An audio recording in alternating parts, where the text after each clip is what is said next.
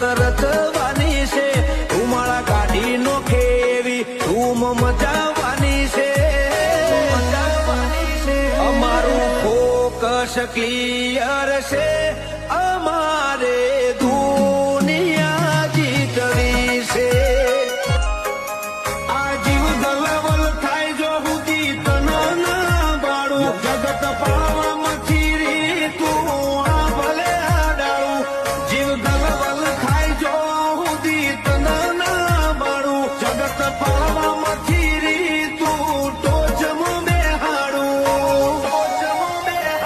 જાજી વેખ ના કરાઈ ઉપાડી મેલ્યા